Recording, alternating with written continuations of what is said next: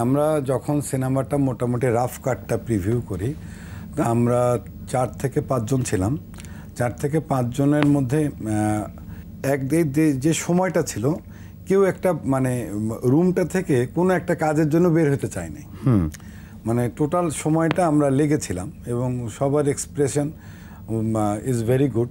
তারা সিনেমাটা হলে যে দেখবে এরকম তাদের মাঝখানে একটা আকাঙ্ক্ষা আমাদের মাঝখানে পরিলক্ষিত হয়। ধরেন আমাদের এবার 5টা বা 6টা মুভি এখন আমাদের এবার ঈদে আমরা রিলিজ করব। তাই এখন আপনার এক একটা সিনেমার প্রেক্ষাপট কিন্তু এক এক রকম এবং এক একটা সিনেমা কিন্তু এক এক ধরনের দর্শকদের জন্য প্রস্তুত। সেম অডিয়েন্সের জন্য কিন্তু 9টা সিনেমা প্রস্তুত হয় না। এবং থ্রিলার মুভিটা অল কাইন্ড অফ, এটা আপনার শুরুর থেকেই দেখেন, আপনি হলিউড বলেন, বলিউড বলেন, টলিউড বলেন, যেখানেই বলেন, থ্রিলার সিনেমার দর্শক সিলেক্টিভ। হ্যাঁ, তারা থ্রিলার দেখতে পছন্দ করে। অনেকে আছে অ্যাকশন মুভি দেখে, অনেকে রোমান্টিক দেখে, কিন্তু থ্রিলার সিনেমার একটা নির্দিষ্ট সংখ্যক দর্শক আছে।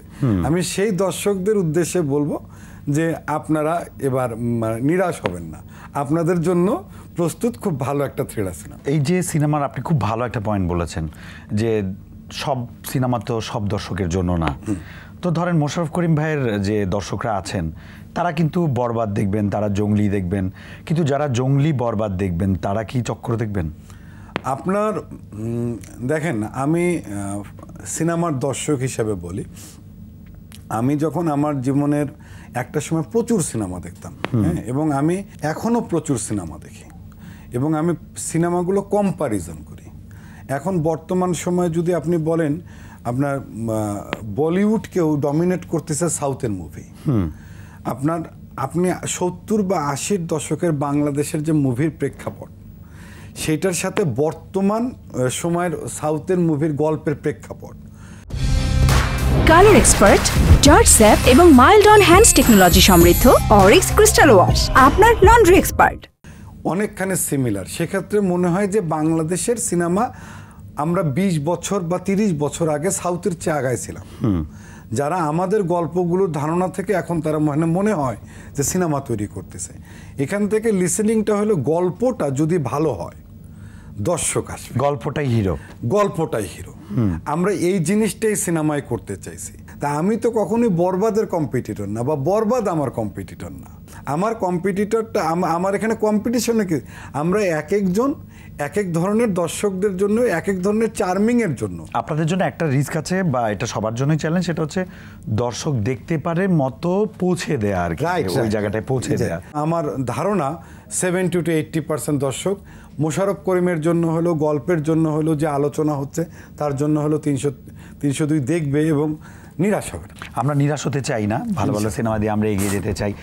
দর্শকদের জন্য আমরা আরেকটু যদি সংযুক্তি ঘটাই, যদি সব আপনার জানার কথা না, কটা গান আছে এই সিনেমায়? 4টি গান আছে, তার মধ্যে 3টি মৌলিক, একটি রাজ্জাক দেওয়ান এবং প্রচলিত গান। অনেক আগে এই গানটা কাজল দেওয়ান তার ম্যাক্সিমাম ইয়াতে গায়, সেই একটি গান।